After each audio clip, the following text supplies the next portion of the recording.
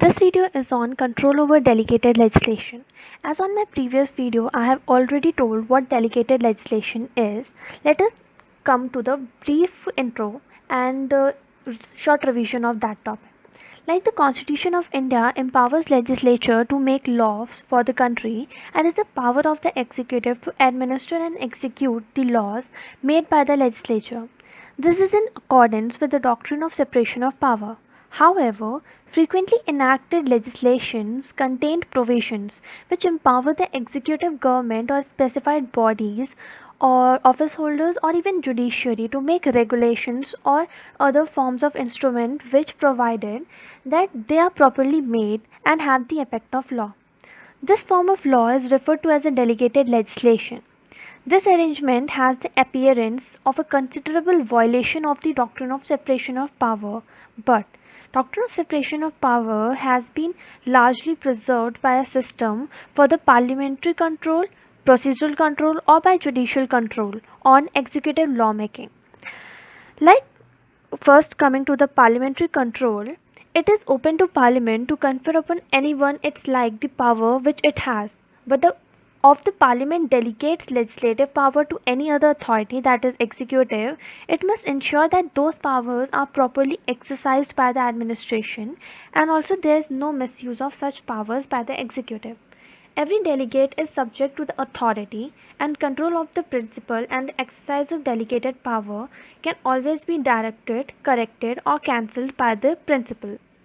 Now, Parliament has control in that of the Enabling of Parent Act passed by the Parliament set out the framework or parameters within which delegated legislation is made. According to the case of Loya Machines Limited versus Union of India, Supreme Court observed that the underlying object of the parliamentary control is to keep watch over the role-making authorities, and if there is an excess of power exercise or there is an abuse of power, it provides an opportunity to the parliament to criticize them. This mechanism is described as a legislative veto. Now, coming to the parliamentary control, it can be done in two stages. First is initial stage and second is second stage. Now, coming to the initial stage by word, it tells that there is an initial control by parliament over executive on delegated legislation.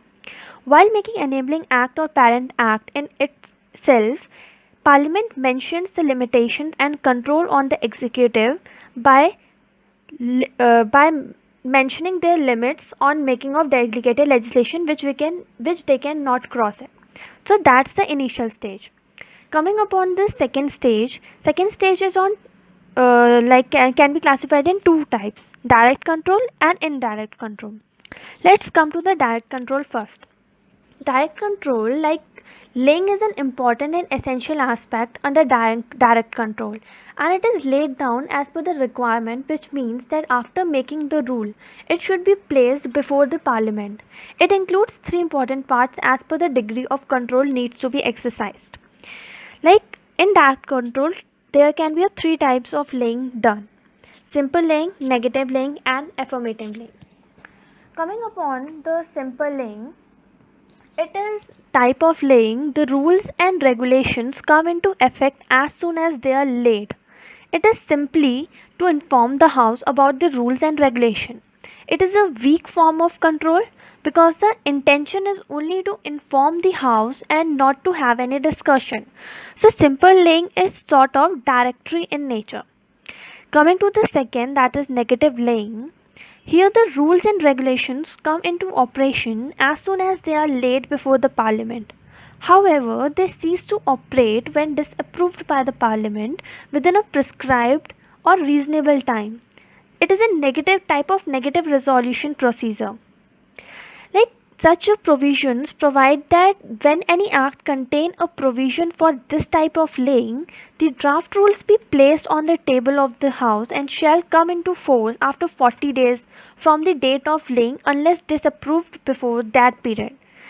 So main time period which is often is 40 days for the negative laying, but if it's not mentioned, then in negative laying there can be a reasonable time for the parliament to disapprove that law. Then comes affirmative laying. This technique takes two forms. First, that the rule shall not have no effect or force unless approved by resolution of each House of Parliament. And second, the rules shall cease to have effect unless approved by an affirmative resolution. It is a positive resolution procedure. Now, this resolution is sort of mandatory in nature.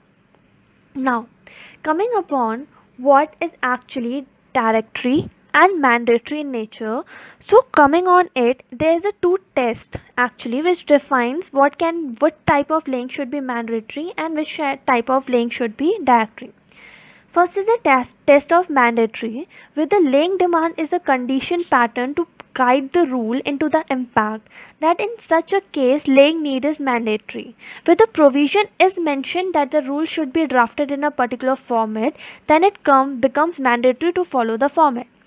So, where in the Enabling Act or Parent Act, there itself it has mentioned that there shall be some format for the rules and regulations to be guided or shall come in a pattern, then it becomes itself mandatory for the Parliament to have a look over it and approve it. Hence, it is a test for mandatory nature laying. Then comes directory test, where the laying need is next to enforce the rule into operation, then it will be a directory in nature. Where Enabling Act and Parent Act haven't mentioned anything about that, what type and which pattern the rules and regulations shall be, it will be assumed that it is a type of a simpling and their mere laying of the rules and regulation before the Parliament will be enough for the law to come into effect. Then comes indirect control. Coming upon indirect control, this form of indirect control is exercised by the Parliament through its committees. Taking into consideration to strengthen the parliamentary control over delegated legislation, scrutiny committees were established.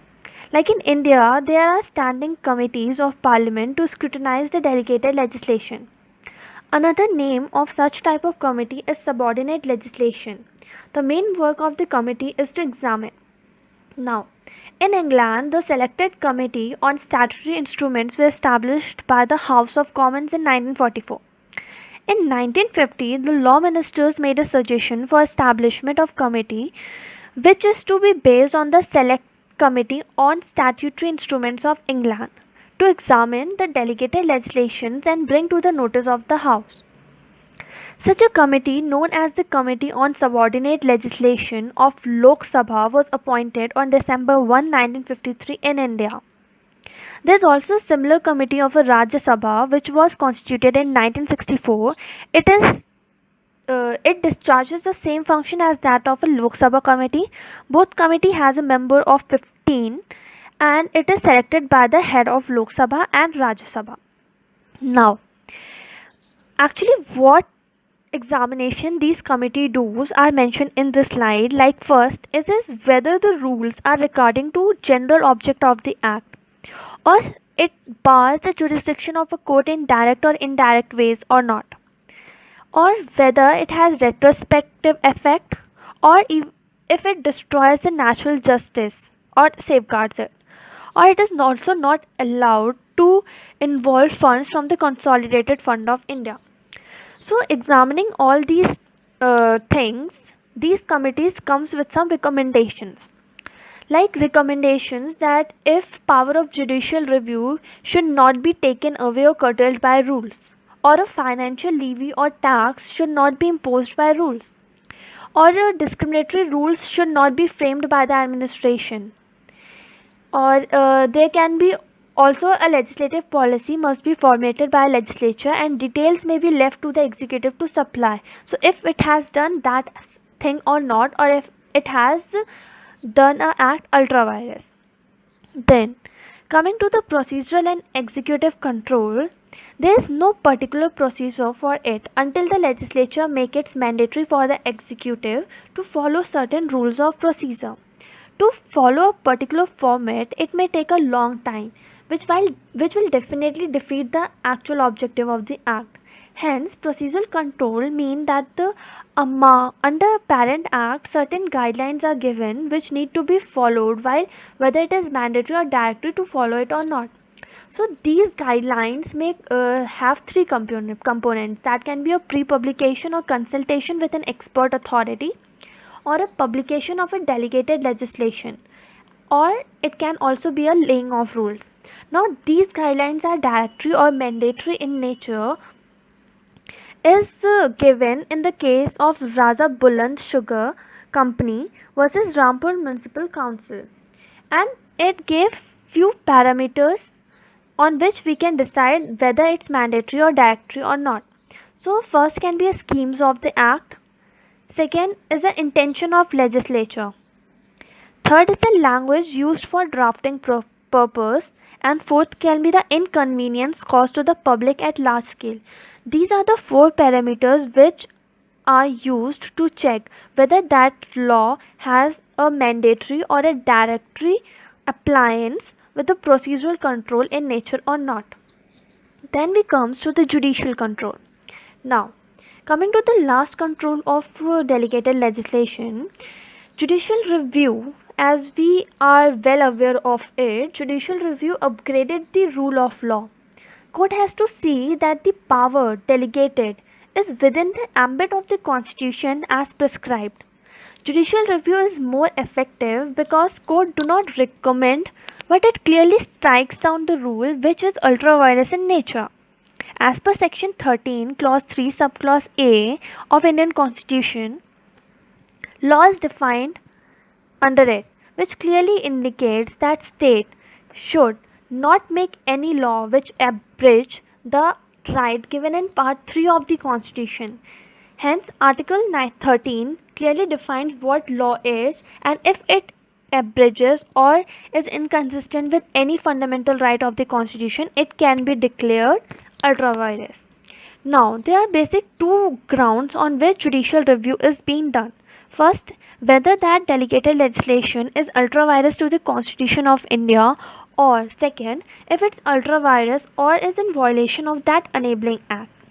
Also, there is a third form of check which is more often done, or it comes out to be happening. It is that if that delegated legislation is irrelevant to that enabling act, so again it can be declared ultra vires and unconstitutional.